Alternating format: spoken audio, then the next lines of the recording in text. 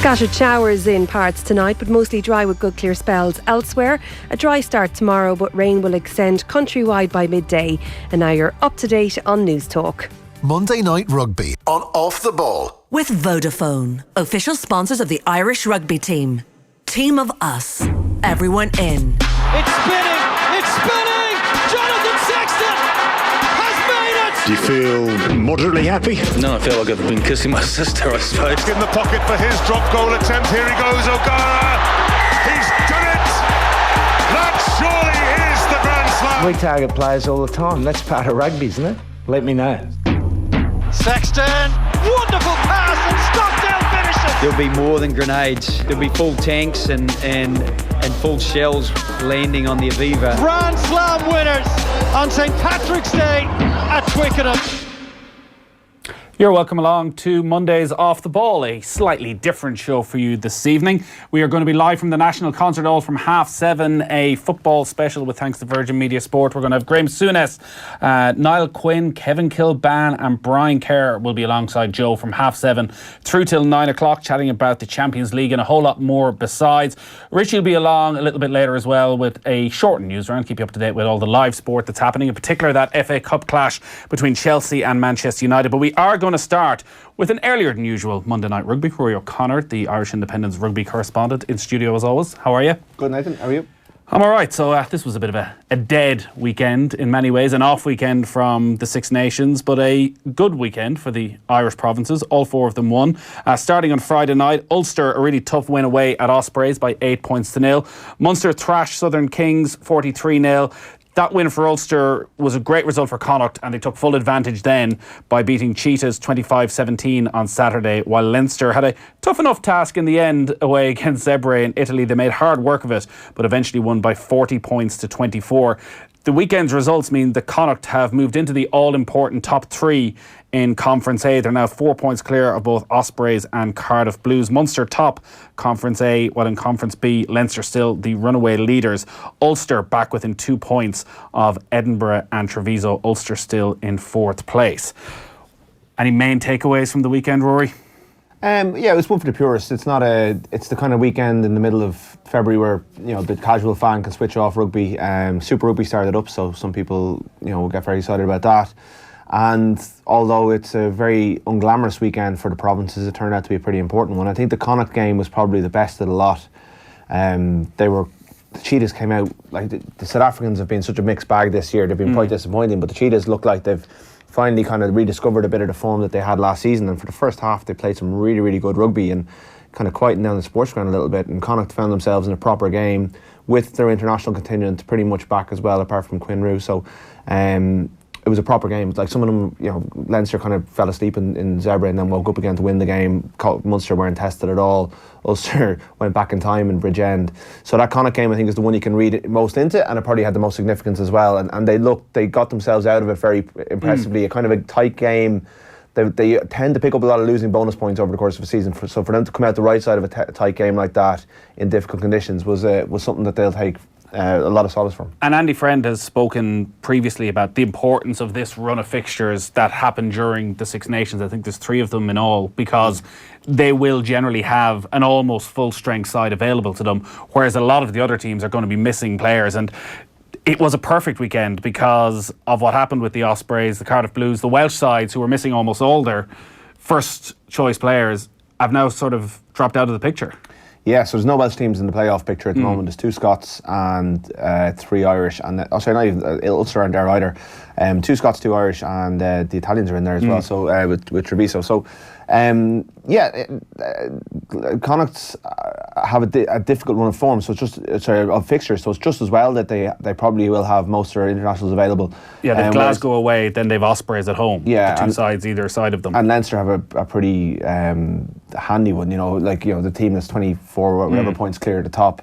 You know, their players want big games that they can, you know, prove themselves internationally, and they're playing against the Kings on Friday night, which is a bit of a disaster for them. So it's gonna fly under the radar this weekend with Six Nations and everything going around it. But this, when it comes to the crunch at the end of the season, when Connacht are fighting for that European spot, this is the time where their season will have been won and lost, and that's a really, really good start for them last weekend. And they look like a really good team. Like they look like such a different outfit than they were last season. Tom Farrell's a joy to watch. Carty is reborn. It just shows the positivity the friend has rubbed off on the players, and they're just they're flying it. And Colby Fainga, a guy who kind of came in under the radar a little bit, has just proved to be a really canny signing. Him and Butler in the back row, they can't be called up for Ireland, so they're just really consistent performers in that back row. So it's impressive, and it's going the right way for them. You'd imagine there'd be a Welsh fight back. I mean, Cardiff Blues almost always finish strong. The Welsh, you'd imagine one of their teams is going to get the way into the picture, but right now it's just, for a team that are going for a Grand Slam at the national level, it's quite a drop off to the provinces or the regions. Our rugby coverage brought to you by Vodafone, team of us, everyone in. So there's an importance to the Pro 14 results, but there's also a strong Irish angle because so many players went back to their provinces and are trying to force their way into the 23 and keep themselves in and around the squad for the final 3 games.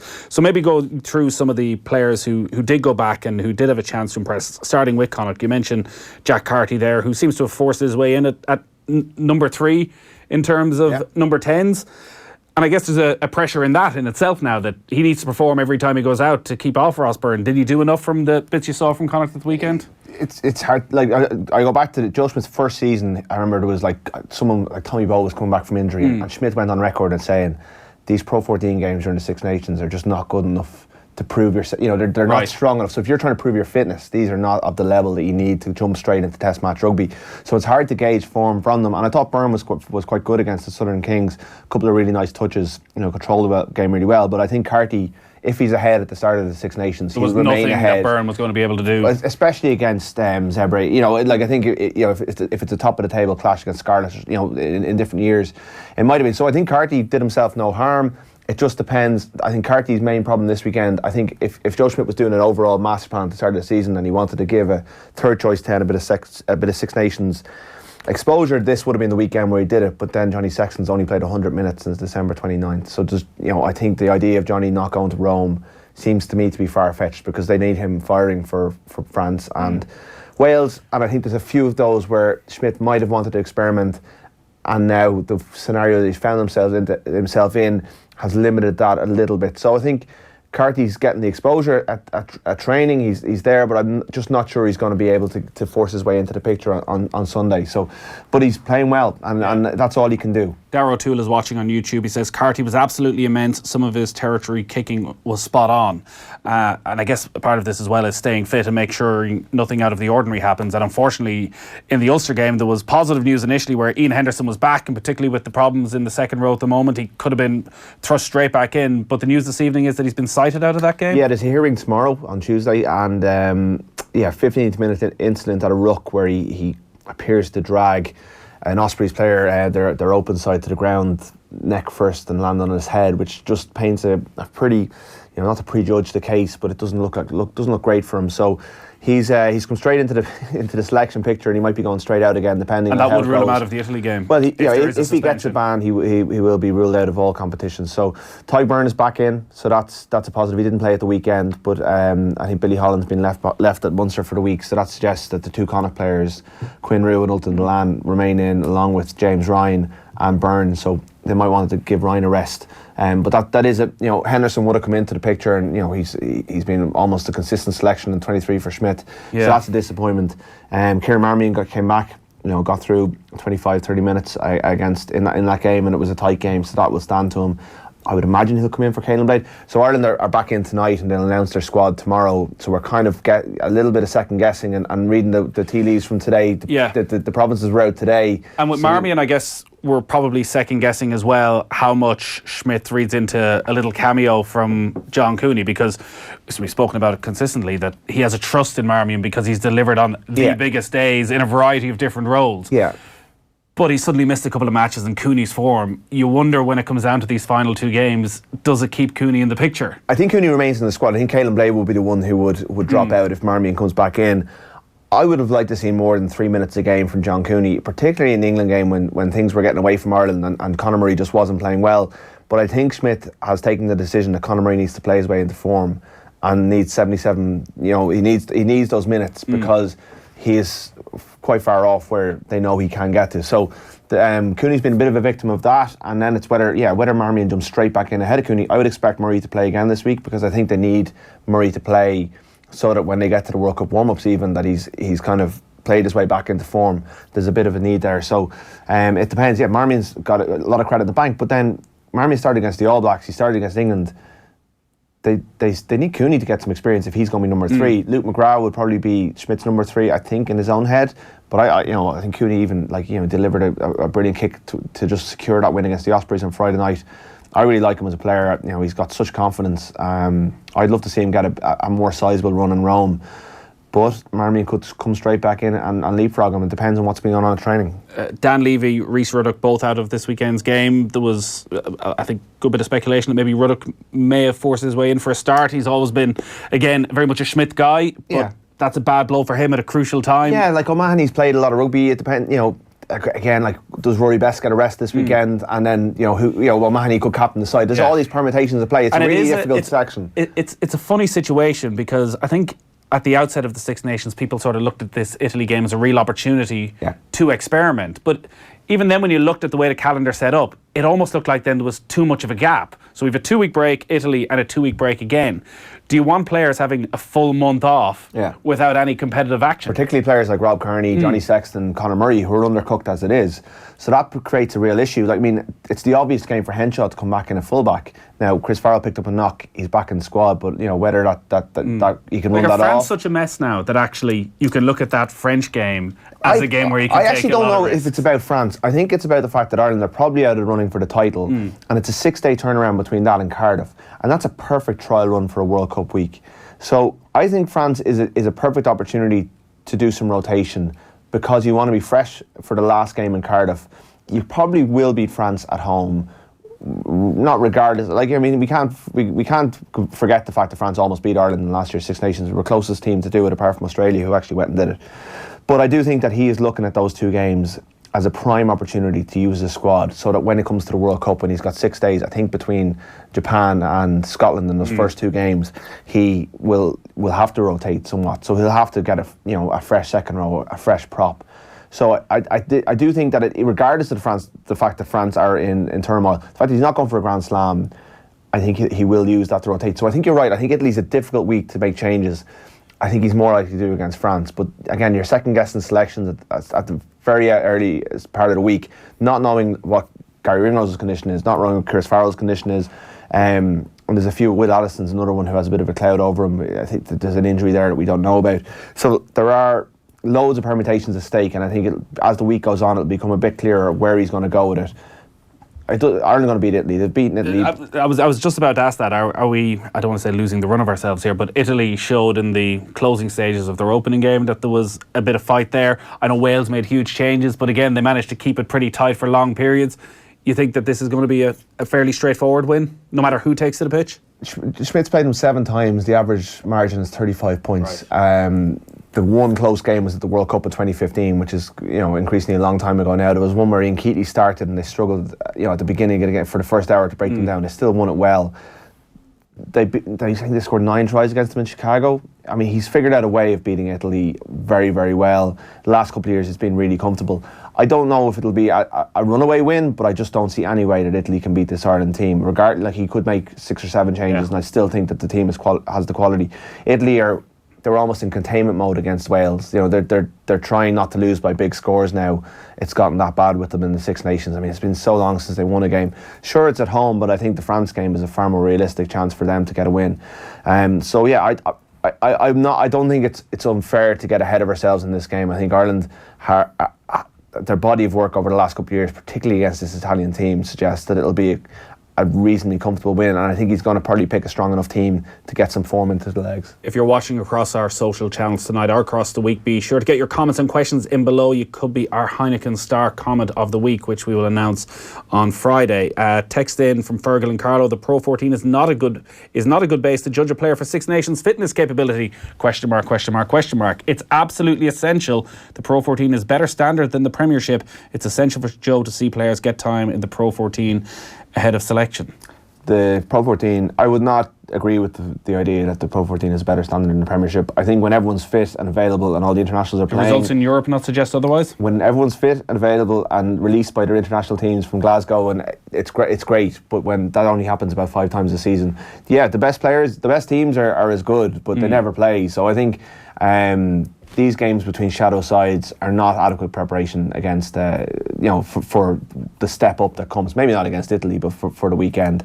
Unfortunately, the Pro 14, because players aren't released, doesn't do itself any favours. But it's owned and run by the unions. It's their choice, and it suits. Yeah, and there's plenty of benefits to it as well. There's no question about that. So we'll probably find out a little bit more tomorrow about what sort of Joe Schmidt's thinking about this week and the next 3 games is. I guess also if he's looking at Joey Carberry at number 10, or he's thinking about John Cooney or Kieran Marmion at scrum-half, he's probably also thinking, what can I read into Joey Carberry putting in a man-of-the-match performance in Rome? Whereas if he can deliver against France, as much of disarray they're in, he can take a lot more from that. He's not going to learn a lot about too many players next Sunday. I'm not sure how much it's about him learning about them. I think it's just investing the time so that Joey, even the fact that it's an away game in the Stadio Olimpico in the Six Nations, and it's going through the process of getting your mind right for that, going to the stadium, all those experiences that he hasn't done before. 'Cause he hasn't started the Six Nations game, to my knowledge.